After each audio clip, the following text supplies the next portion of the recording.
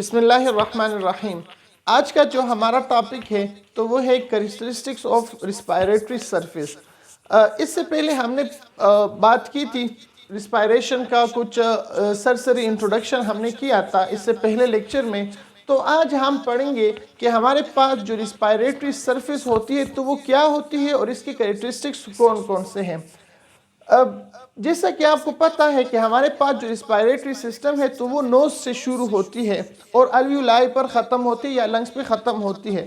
اب جو لنگز ہوتی ہے تو لنگز اصل میں ہمارے پاس وہ ایکچول آرگن ہے جہاں پر الویولائی میں ہمارے پاس گیشیس ایکسچینج ہوتی ہے۔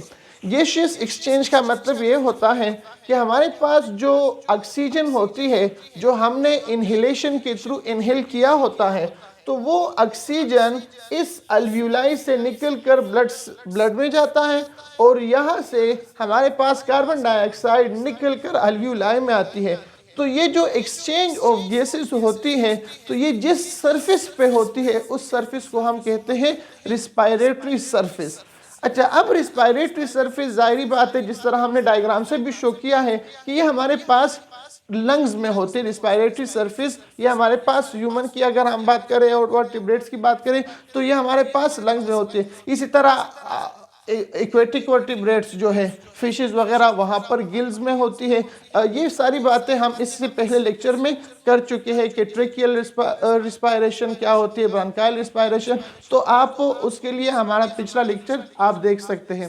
اچھا، اب جو ریسپائریٹری سرفیس ہے جس کو ہم نے بتایا کہ مثلاً یہ لنگز میں ہمارے پاس الویولائی ہے، یہ ہمارے پاس ریسپائریٹری سرفیس کا فنکشن کرتی ہے کیونکہ یہاں پر گیشیس ایکسچینج ہوتی ہے۔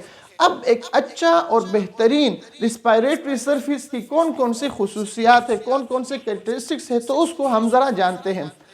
ریسپائریٹری سرفیس اس کا پہلا کریکٹرسٹکس یہ ہونا چاہیے کہ اس کا ایپیتھیلیم تن ہو، کیونکہ اگر ہمارے پاس یہ تک ہو، موٹا ہو، تو ظاہری بات ہے یہاں پر جو ڈیفیوژن ہوگی تو وہ آسانی سے نہیں ہوگی، اور ڈیفیوژن کے لیے یہ مسٹ ہے کہ جو ایپیتھیلیم ہو وہ تن ہو تاکہ ہمارے پاس گیشیس ایکسچینج آسانی سے ہو سکے۔ یہ بات آپ یاد رکھیں کہ ایک اچھے گیشیس ایکسچینج، ایک اچھے ریسپائریٹری سرفیس کی پہچان یہ ہے کہ یہ ہمارے پاس 1 ملی میٹر یا اس سے کم موٹا ہوگا، یعنی اس سے زیادہ تک نہیں ہوگا۔ اگر تک ہوگا صحیح ہے تو پھر یہ ہمارے پاس اچھا ریسپائریٹری سرفیس نہیں ہوگا اور اس میں ہمارے پاس گیشیس ایکسچینج آسانی سے نہیں ہوگی۔ دوسرا کریکٹر یہ ہونا چاہیے کہ یہ موئسٹ ہو۔ مثلاً جی آپ یہاں اگر دیکھ لیں تو یہ ہے ہمارے پاس الویولائی۔ اب الویولائی میں اگر یہ جگہ موئسٹ ہوگی تو اس کا فائدہ یہ ہوگا کہ جو ہم انہیلیشن کے دوران جو آکسیجن لے جاتے ہیں تو وہ آکسیجن یہاں پر اس واٹر جو موئسچر ہوتی ہے یہاں پر اس میں ڈیزالو ہوگا اور پھر یہاں سے ڈیفیوژن کے تھرو ہمارے پاس بلڈ کی پیلری میں جائے گا۔ تو اگر موئسٹ ہوگا تو ہمارے پاس گیشیس ایکسچینج آسانی سے ہوگی، اور اگر موئسٹ نہیں ہوگا تو گیشیس ایکسچینج آسانی سے نہیں ہوگی۔ تو ایک اچھے ریسپائریٹری سرفیس کی ایک پہچان یہ بھی ہے کہ یہ ہمارے پاس موئسٹ ہو تاکہ آکسیجن اور کاربن ڈائی آکسائڈ اس موئسچر میں ڈیزالو ہو اور پھر اس کی ڈیفیوژن آسانی سے ہو سکے۔ اچھا، تیسری بات یہ ہے پرمیبل ہونا چاہیے۔ پرمیبل کا مطلب یہ ہے کہ دیکھیں جی آپ نے پہلے بھی میرے جو لیکچر ہے اس میں میں نے آپ کو بتایا تھا کہ پرمیبل ہوتا ہے اور اس کے مقابلے میں جو دوسرا ورڈ ہوتا ہے تو وہ ہوتا ہے امپرمیبل۔ پرمیبل کا مطلب یہ ہے کہ وہ ہمارے پاس مٹیریل کو ایکسچینج کرنے کے لیے چھوڑ دے، یا مطلب وہ ایسا ممبرین جس سے مٹیریل پاس ہو تو اس کو ہم کہتے ہیں پرمیبل۔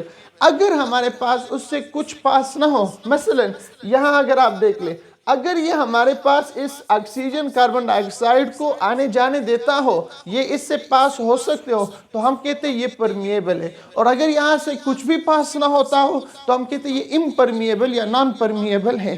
تو پرمیبل ہونا چاہیے مطلب یہ ہے کہ یہ ریسپائریٹری سرفیس ایسا ہونا چاہیے کہ ہم جو انہیلیشن کے دوران جو گیسز کو اندر کر لے جاتے ہیں، آکسیجن کو اندر لے جاتے ہیں، تو تاکہ وہ اس سے پھر ڈیفیوز ہو، اس سے پھر گزر سکے۔ اگر یہ امپرمیبل ہو، پرمیبل نہ ہو، تو پھر ہمارے پاس اس سے کچھ بھی پاس نہیں ہوگا۔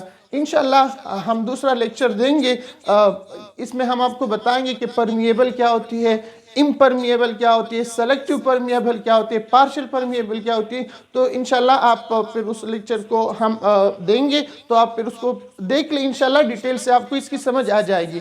تو اب بات ہے پرمیبل کی. تو تیسری کریکٹرسٹکس یہ ہے کہ یہ جو ریسپائریٹری سرفیس ہے تو یہ پرمیبل ہونا چاہیے. مطلب یہ کہ ایسا ہونا چاہیے کہ اس سے تمام میٹیریل پاس ہو سکے، اس سے تمام میٹیریل گزر سکے، گیشیس ایکسچینج ہو سکے.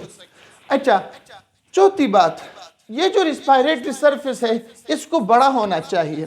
اچھا، اس لیے بڑا ہونا چاہیے، دیکھیں جی، اگر یہ میرے پاس صرف تھوڑی سی جگہ پر ہمارے پاس الویلائی ہوتی تو پھر تھوڑی سی جگہ پر گیشیس ایکسچینج ہوتی، لیکن جتنا سرفیس ایریا زیادہ ہوگا تو اتنا زیادہ ہی ہمارے پاس گیشیس ایکسچینج ہوگی.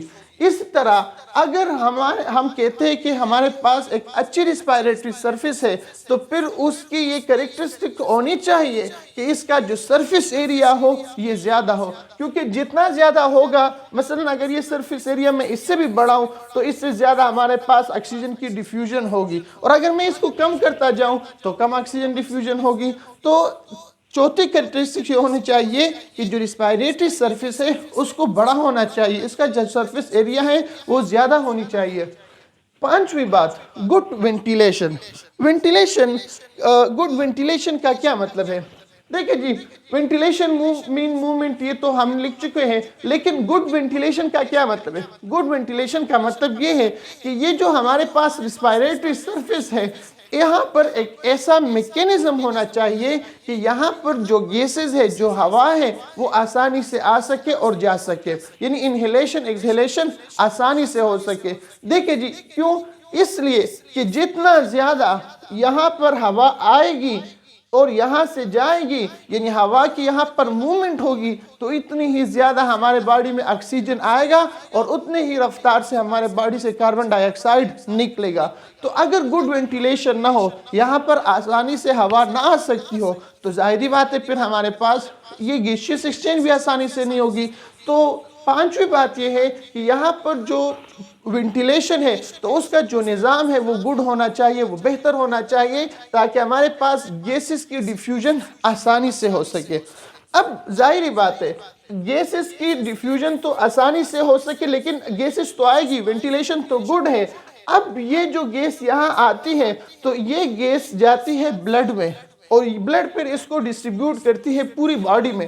تو پھر اس کے لیے یہ بھی ہونا چاہیے کہ گڈ وینٹیلیشن کے ساتھ رچ بلڈ سپلائی بھی ہونا چاہیے. مطلب یہ ہے کہ یہاں پر اتنی زیادہ بلڈ آتی ہوگی کہ یہاں پر جو آکسیجن ہے اس کی ڈیفیوژن آسانی سے ہو سکے. دیکھیں جی، اگر ہمارے پاس وینٹیلیشن کا نظام تو بہتر ہو لیکن یہاں پر بلڈ کی سپلائی کم ہو، تو ظاہری بات ہے پھر ڈیفیوژن کہاں پر ہوگی؟ پھر تو ظاہری بات ہے ڈیفیوژن نہیں ہوگی. تو بہتر یہ ہے کہ ریسپائریٹری سرفیس میں وینٹیلیشن کا نظام بھی بہتر ہونا چاہیے، گڈ ہونا چاہیے، اور ساتھ ساتھ میں یہاں پر جو بلڈ کی سپلائی ہو تو وہ بھی زیادہ ہونی چاہیے. وجہ یہ ہے کہ جتنی زیادہ بلڈ آئے گی اس سرفیس ایریا کی اس سرفیس کی طرف، ریسپائریٹری سرفیس کی طرف، جتنی زیادہ ایئر آئے گی تو اتنی ہی زیادہ یہاں پر ہمارے پاس آکسیجن اور کاربن ڈائی آکسائڈ کی ڈیفیوژن ہوگی. تو یہ تھے کچھ کریکٹرسٹکس ہمارے پاس ریسپائریٹری سرفیس کا. انشاءاللہ اگلا جو ٹاپک ہے تو ہم اس میں ریسپائریٹری سسٹم کو شروع کریں گے. اس سے پہلے 2 لیکچر تقریباً اس چیپٹر میں ہو چکے ہیں. تو ایک تو ریسپائریشن کا انٹروڈکشن تھا کہ ریسپائریشن کیا ہوتی ہے، اس کی ٹائپس کیا ہے، بریتھنگ کیا ہے، اس کے بارے میں باتیں ہو چکی. اب ریسپائریٹری سرفیس کو بھی ہو گیا. تو انشاءاللہ جو نیکسٹ لیکچر ہے تو ہم اس میں ریسپائریٹری سسٹم کو شروع کریں گے. اللہ حافظ.